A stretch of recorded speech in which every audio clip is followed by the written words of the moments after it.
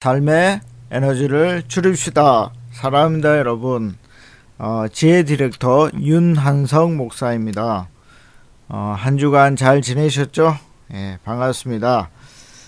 자, 오늘은 가치를 던지는 말 연습, 가치를 던지는 말 연습이라는 주제로 여러분들하고 이야기를 나누고자 합니다. 자, 우리는 지난 몇 주 동안 이 말 연습에 대해서 많은 시간을 보내고 있습니다. 여러분, 말로 좀 인생이 풀리셨습니까? 예, 말로 풀려야 되는데, 말을 잘하면, 또 좋은 말을 하면, 정말 인생이 잘 풀립니다. 예, 이걸 경험할 수 있으면 좋겠습니다. 제가 여러분들에게 조금 전에, 사랑합니다, 여러분, 이렇게 하면서, 또 제 속에는 복이 하나 쌓였습니다. 앞에 강의에서 말씀드렸듯이 긍정적인 말 한마디를 할 때마다 우리 영이 살아나고 또 건강한 정신이 하나 쌓이게 되기 때문입니다. 그래서 몸이 살고 영이 살면 자연 복이 따라올 수밖에 없는 것이죠. 나이가 드신 분들은 아실 텐데 이 몸이 가벼워진다는 것이 얼마나 큰 복인지 아실 것입니다. 정말 몸이 건강하고 또 가벼워지기를 원하신다면 긍정의 말, 또 사랑의 말, 행복의 말을 계속 날려보셔야 됩니다. 정말 영과 육과 정신이 건강해지는 것을 경험할 수 있을 것입니다. 자, 제가 미션 드렸습니다. 그렇죠? 사랑해. 하루에 몇 번? 12번. 사랑해. 사랑해. 사랑해. 이렇게 실천해 보십시오. 반드시 인생이 변하게 되어 있습니다. 물론 안 하면, 실천하지 않으면 인생은 그대로 있을 것입니다. 아니면 더 나빠질 수도 있습니다. 정말입니다. 그래서 여러분들이 실천하는 그런 훈련을 하셔야 됩니다. 자, 오늘 우리가 다룰 주제는 이제 가치를 던지는 거죠. 너는 가치 있다. 가치를 던지는 말 연습. 그리고 나는 내 편이야. 그리고 사람을 살리는 말. 이렇게 여러분들하고 이야기를 나누려고 합니다. 여러분 먼저 하셔야 되는 거 있죠? 여러분들이 먼저 읽어 오셔야 됩니다. 그래야 여러분들의 생각을 정리하시고 제 강의를 들을 수 있습니다. 제일 중요한 거는 뭐라고요? 여러분들의 생각입니다. 자, 여러분들의 몸값이 얼마라고 생각을 하십니까? 이게 좀 웃기는 질문입니까? 아닙니다. 근데 요즘은 사람의 몸값을 정합니다. 자, 나는 얼마나 가치 있는 존재일까요? 참 이 세상이 많이 변해서 이게 참 말이 되는 이야기입니다. 그래서 이 자본주의 시대를 살아가는 우리는 이제 우리의 몸값까지도 돈으로 환산할 수 있는 시대가 되었습니다. 모든 것을 이렇게 돈으로 매길 수 있죠.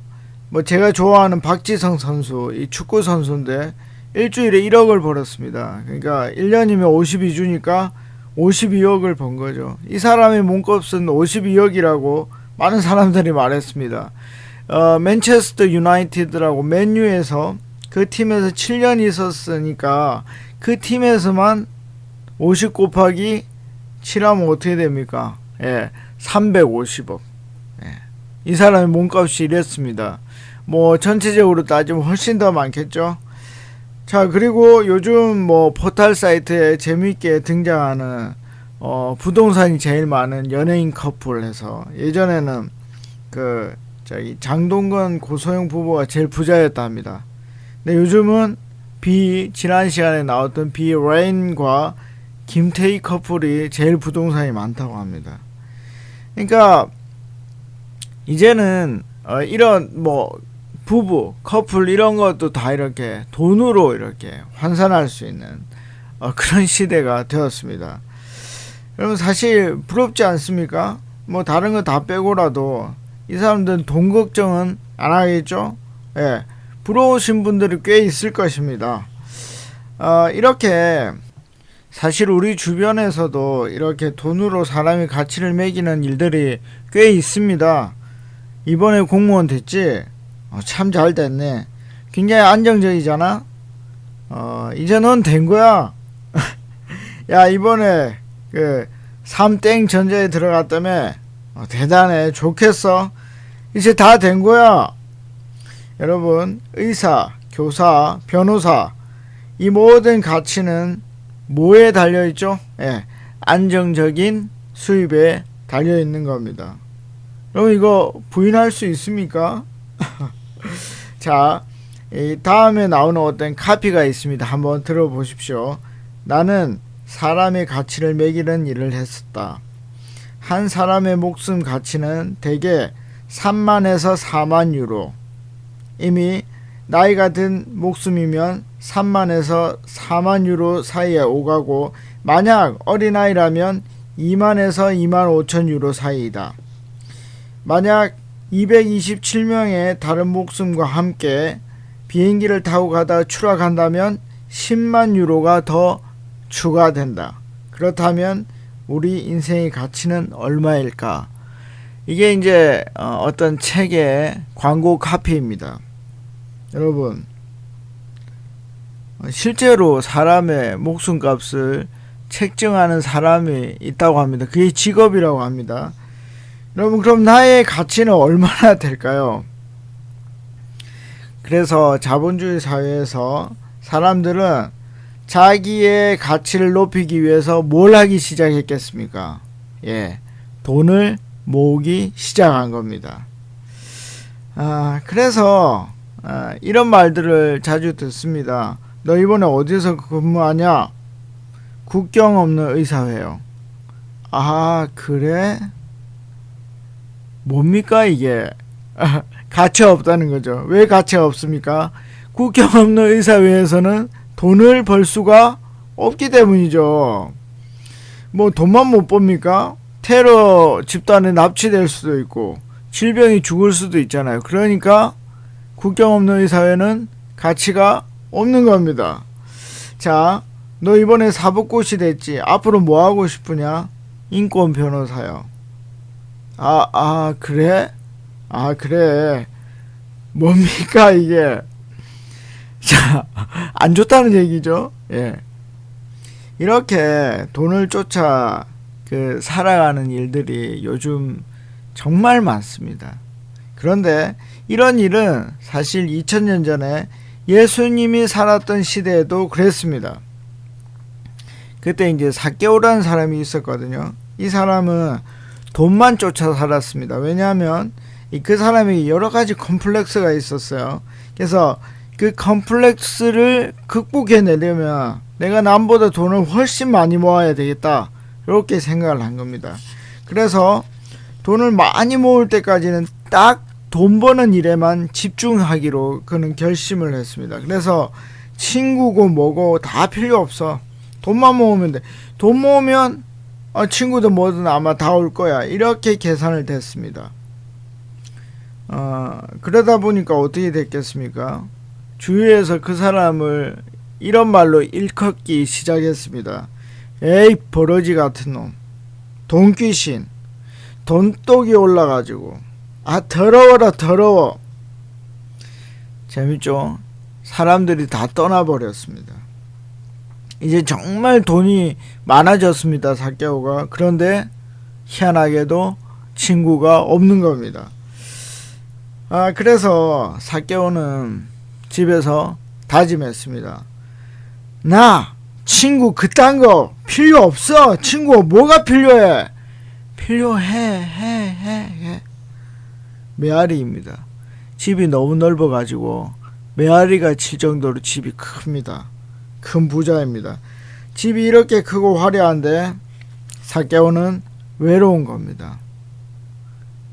너무 외롭다. 나 눈물이 난다. 내 인생은 이토록 화려한데. 원래 이제 김조한 씨 노래인데 K-pop 스타에서 정승환 씨가 이렇게 불러서 유명해진 곡입니다. 그 다음에 한번 네이버나 이런 데서 한번 찾아보시면 그 가사가 정말 와닿습니다. 그 가사에 이런 게 있습니다. 이런 인생 정말 괜찮아 보여. 난 너무 잘 살고 있어. 헌데 왜 이런 말이 나옵니다. 정말 잘 살고 있는데 외롭다는 거죠. 돈도 많은데. 이 삭개오가 딱 이랬습니다. 돈이 너무 많은데 너무 외로운 겁니다. 친구였죠. 친구가 없으니까 너무 외로운 겁니다. 왜냐하면 가치라는 것은 반드시 관계 속에서 이루어집니다. 여러분, 이 세상에 그냥 금이 딱 하나만 있다고 생각을 해보십시오.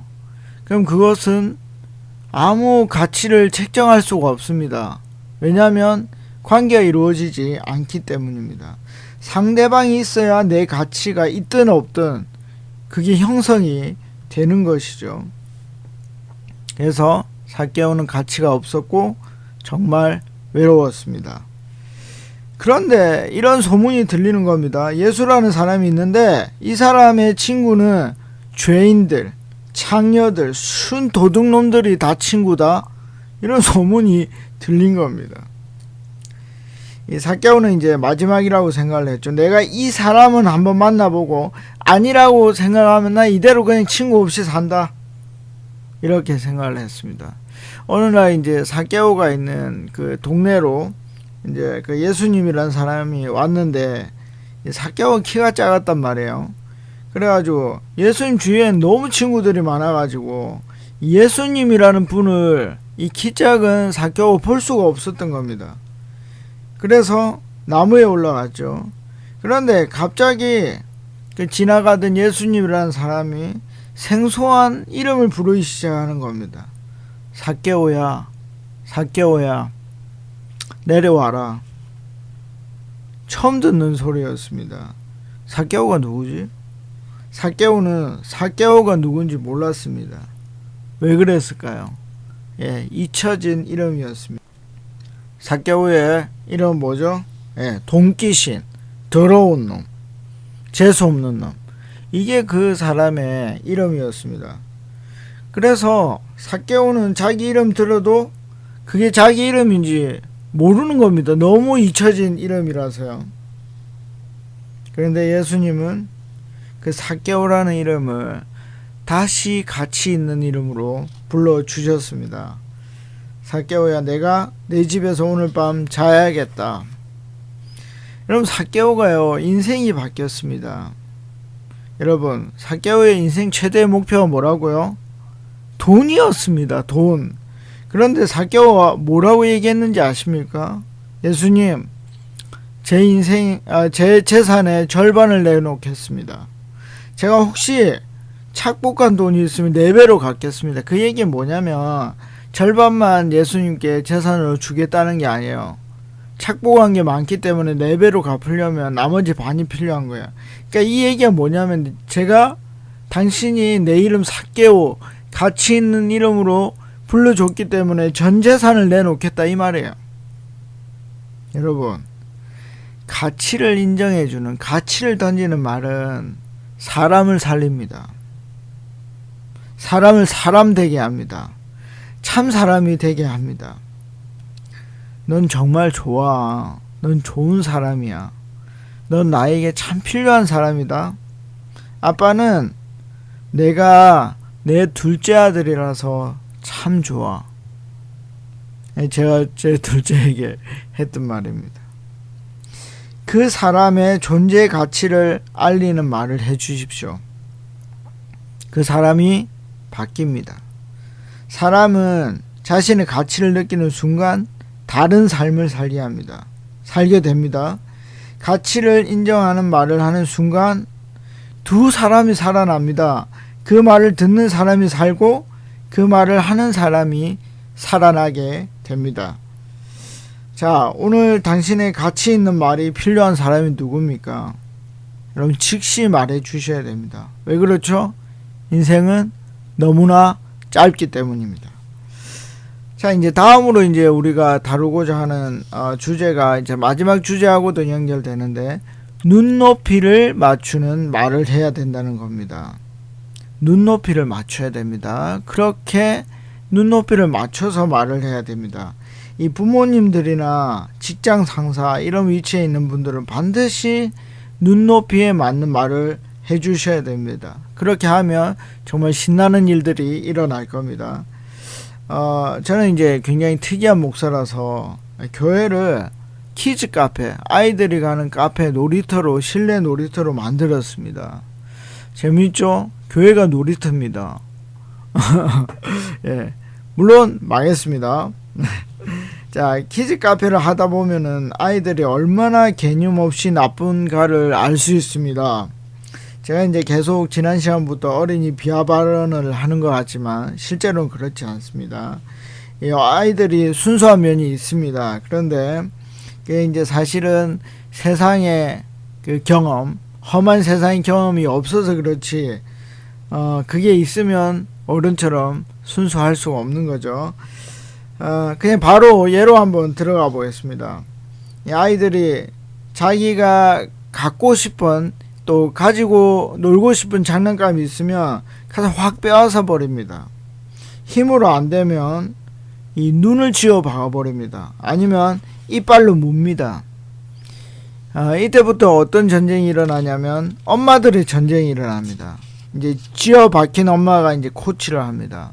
너도 다음에 쥐어 박으라고, 더 세게 때려버려. 여러분 어떠십니까? 이거는 이제 학교에서도 똑같이 일어나거든요.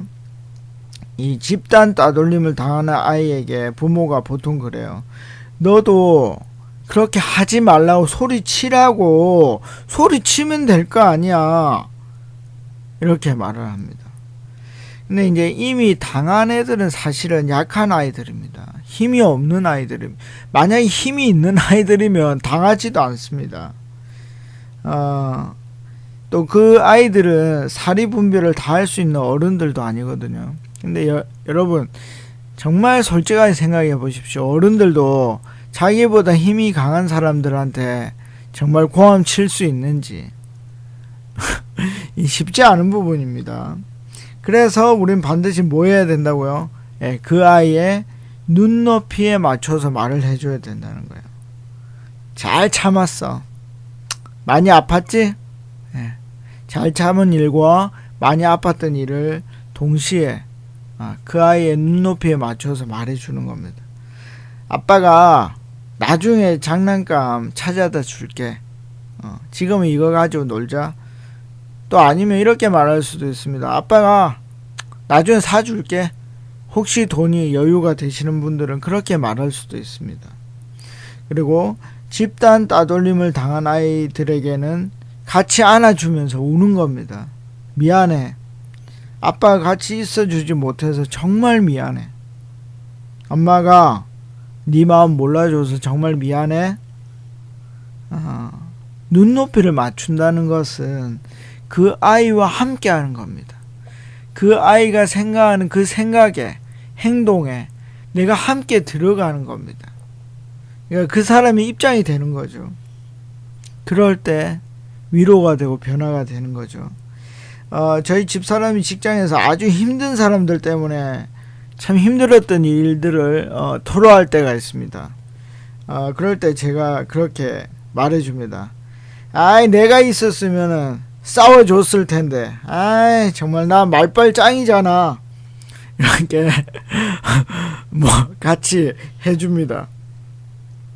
여러분, 조목조목 이건 이렇고 저건 저렇고 그때는 이렇게 했어야지, 따라해봐. 절대 그렇게 안 되고요. 아이나 배우자나 이해해주지 못한 사람들에게 어떻게 해야 할까요? 자기의 마음을 그냥 감추어 버립니다. 왜냐하면 들키면 이 코칭이 들어오기 때문이죠. 여러분, 그 사람의 눈높이에 가능한 이야기만 해주십시오. 그러면 그 사람이 여러분들과 함께하는 걸 되게 좋아할 겁니다. 그래서 눈높이에 맞춘 말이 오히려 그 사람을 위로한다는 것을 꼭 기억하십시오. 자, 이제 마지막입니다. 나는 내 편이야.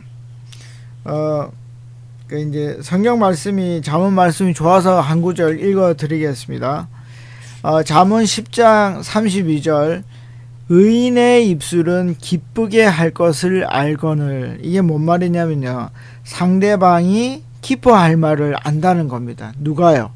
의인이 그렇게 안다는 겁니다. 그래서 하나님이라는 신은 기쁜 말을 전하는 사람을 옳은 자, 의인이라고 생각을 하는 겁니다. 그럼 반대로 뭐죠? 상대방이 기분 나쁜 말을 하는 사람은 정확한 사람이 아니라 악인이라고 규정해 버린다는 겁니다. 이게 굉장히 중요합니다. 그래서 의인을 남을 기쁘게 하는 말을 할 줄 아는 겁니다.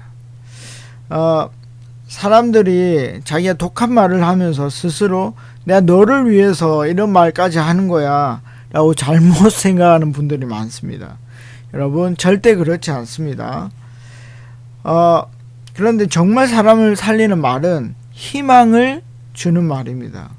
현실을 과도하게 직시하게 하는 말이 아니라 어설픈 희망을 보게 하는 그런 말이 사람을 신명나게 만듭니다. 예수님 시대에도 굉장히 주눅든 사람이 있었습니다. 이 사람은 여자였는데요, 12년 동안 부인병에 걸렸던 사람입니다.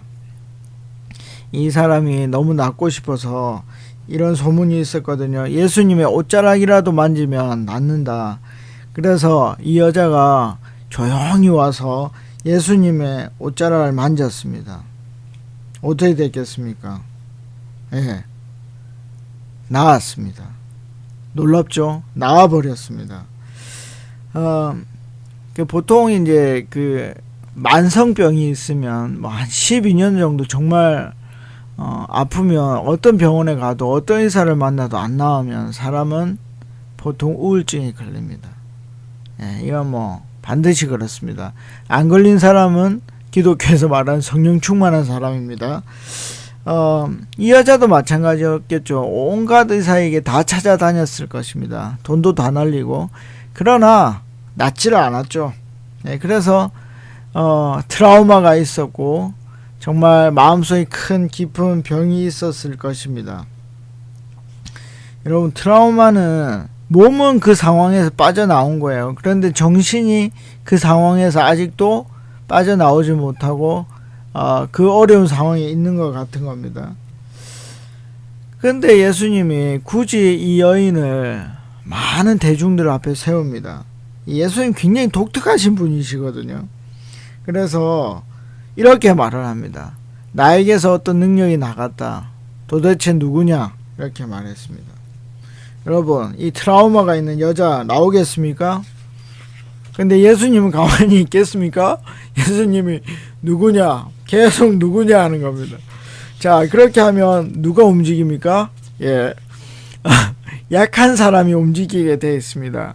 예수님 강하거든요. 여자가 덜덜 떨면서 나타났습니다. 여러분, 예수님은 어떻게 했을까요? 야단쳤을까요? 넌 비겁한 사람이야. 사람이 당당해야지. 딱 앞에 와서 했어야지. 이렇게 했을까요?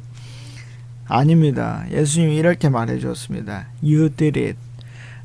미국에서 되게 많이 쓰는 말입니다. 아이들에게 네가 한 거야.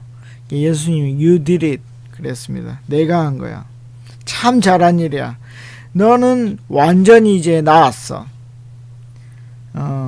그 여인의 어설픈 그 행동 자체를 칭찬해 주었습니다. 여러분, 여자의 마음이 어땠을까요? 이 느낌 아시겠습니까? 이 체중이 내려가는 것도 아니고 하여튼 다리가 풀리면서 하여튼 기분 좋은 그런 마음. 내가 잘한 행동을 했구나. 나도 칭찬받는구나. 이런 마음을 갖게 된 겁니다. 여러분, 정말 행동 자체를 칭찬해 주셔야 됩니다. 제가 이제 그 아이들 가르치는 엄마들 보면 제가 이제 학원을 좀 한 몇 년 했었거든요. 제가 하여튼 목사하면서 개척교회 목사하면서 안 해본 게 없습니다. 우리 MB 각하처럼 안 해본 게 없습니다. 그 아이들 국어를 이렇게 가르치다 보면 굉장히 창의적인 글을 많이 씁니다. 근데 엄마들이 그렇게 말한대요. 창의적인 글을 쓰면 글을 쫙 읽더니 맞춤법이 틀렸네. 이렇게 말한다고. 그러니까 굉장히 창의적인 글이 다 없어져 버립니다. 왜 맞춤법이 틀렸잖아요. 그 다음에 창의적인 그림을 그립니다. 그런데 색칠을 꼼꼼하게 안 한 겁니다. 그래서 제가 이제 우리 아이들 미술학원 보내는 거 되게 싫어하거든요. 색칠 꼼꼼하게 하는 거는 6학년만 되면 다 합니다. 아니 그걸 못해서 창의적인 그림을 못 그리겠습니까? 생각을 한번 해보십시오. 맞춤법을 못해가지고 여러분 수능에서 점수를 못 받겠습니까? 국어 점수가 낮겠습니까? 그런 아이들은 진짜 극히 드뭅니다. 그 말 자체를 몰라서 그렇지. 나이가 들면 다 할 수 있는 부분입니다. 여러분 눈높이를 맞춘다는 거, 그 다음에 이렇게 이 위로 내가 네 편이라는 거를 보여주는 말은 정말 그 아이의 입장에서 생각하는 겁니다. 제가 이제 그 학습지 욕을 조금만 더 하고 가겠습니다. 구몬, 빨간펜 이런 거 있죠. 절대 시키면 안 됩니다. 여러분 덧셈을 500문제씩 풀립니다. 여러분 이 미친 거 아닙니까? 여러분 생각해 보십시오. 여러분들이 쌀을 씻어서 밥을 안 친다고 생각해 보세요. 1인분부터 연습을 계속 하는 겁니다. 2인분, 3인분, 4인분, 500인분을 씻어서 이렇게 매일 연습을 하는 겁니다. 여러분 그러면 아마 여러분 중에 많은 사람들이 제정신을 가진 사람들도 아마 미쳐버릴 겁니다. 여러분 아니 쌀을 한 3번만 씻어보면 알지, 아니 그 물을 못 맞추겠습니까? 한번 생각을 해보십시오. 근데 덧셈을 어떻게 해요? 500문제씩 똑같은 걸 계속 시킵니다. 반복 시키는 겁니다. 이런 공부가 어디 있습니까? 그걸 또 6살짜리에게 시킵니다. 이 바보 아닙니까 이거? 덧셈을 한 번만 할 줄 알면 아는 거지. 이 자릿수가 높아지면 받아 올림 받아 내림 이런 것만 할 줄 알면 됩니다. 근데 500문제씩 시키는 겁니다. 고문입니다. 그 아름다운 수학, 제가 경험했던 수학은 너무너무 아름다운 학문인데 그걸 고문으로 만들어 버리는 겁니다. 여러분 사칙 연산을 못해가지고 수능에 수학을 못 푸는 사람 아무도 없습니다. 그 문제가 무슨 말인지 몰라서 그렇지.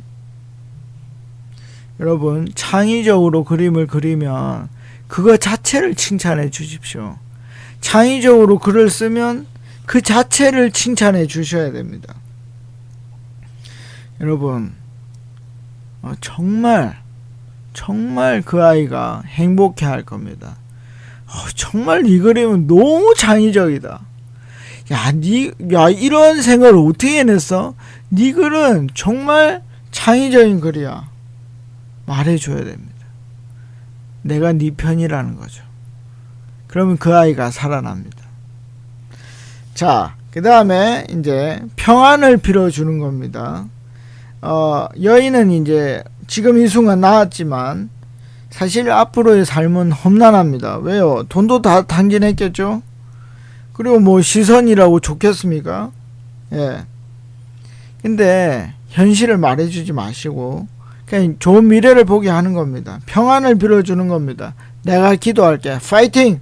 이렇게 말을 해주는 겁니다. 그리고 마지막으로 이제 복을 빌어주는 겁니다. 제가 이제 학원 할 때, 아이 중에 초등학교 수학인데 40점을 받아오는 아이가 있었어요. 그 아이를 가르쳤는데, 이제 한 6개월 만에 한 96점을 받게 했거든요. 여러분 놀라지 마십시오. 중학교 공부까지도 한두 달만 해도 점수가 다 오를 수 있습니다. 왜냐하면 시험이라는 게 단기적인 시험이기 때문에 굳이 앞에 걸 다 할 필요도 없고 또 앞에 것도 쉽기 때문에 그냥 다 따라 할 수 있습니다. 그래서 너무 걱정하지 마십시오. 근데 이제 고등학교 공부는 좀 준비를 많이 해야 됩니다. 그래서 이제 96점을 받고 나서 그 뒤에도 뭐 90점 이상, 뭐 94점, 92점, 96점 계속 받아왔습니다. 근데 이 아이가 계속 주눅 들어 있는 겁니다. 참 마음이 아팠습니다. 이 아이를 칭찬한다고 머리를 쓰다듬으면 움찔하면서 뒤로 피합니다. 알고 봤더니 이제 너무 집에서 많이 맞아가지고 나도 때릴까봐 이렇게 머리를 피한 거였습니다. 공부보다도 그 머리 쓰다듬을 때 피하지 않는 걸 고치는데 한 1년 걸렸습니다. 주눅든 아이에게 넌 잘 될 거야. 넌 대성할 거야. 저 그렇게 복을 빌어 주었습니다. 정말 냉정하게 현실을 주지시키는 게 나을까요? 그 아이 그렇게 주눅들어 사는데 세상에 뭘 하나 할 수 있겠습니까? 그렇게 제가 냉정하게 하는 거 잘하거든요. 그건 전혀 도움이 안 됩니다. 여러분, 상대방을 잘 살펴보십시오. 여러분, 지난 시간에 배웠죠? 잘 살펴보면 지혜의 말을 할 수 있다. 그 아이가 정말 듣고 싶어하는, 상대방이 정말 듣고 싶어하는 말이 있습니다. 현실 너머에 있는 평안을 빌어주시고 또 복을 빌어주십시오. 넌 해낼 수 있어. 넌 잘해. 지금 잘했잖아. 말해 주십시오. 여러분, 현실적인 말을 하면 10% 이내의 사람들은 그걸 극복하려고 막 노력해서 잘합니다. 그런데 거의 대부분 90% 이상은 그 말에 갇혀서 좌절하고 맙니다. 그래서 복을 빌어주고 평안을 빌어주는 말을 해야 됩니다. 여러분, 걱정 마시고 가치 있는 말을 던져보십시오. 그리고 그 사람의 눈높이에 맞춰서 말을 해주십시오. 그러면 그 사람은 행복해 할 겁니다. 여러분, 오늘 여러분들이 어떤 말을 해줄 겁니까? 남편에게, 아내에게, 아이들에게, 또 주위 이웃에게 어떤 말을 해줄 겁니까? 당신 멋집니다. 당신 가치 있습니다. 당신이 있어서 정말 나는 좋습니다. 이런 미션입니다. 가치 있는 말을 던져주십시오. 그러면 그 사람이 변하고 그 행복한 사람들이 많아지면 여러분들도 덩달아 행복한 사람이 될 것입니다. 여러분, 일주일 동안 잘 지내시고 미션 열심히 하시고 다음 주에 뵙겠습니다. 평안하십시오. 안녕히 계십시오. 파워!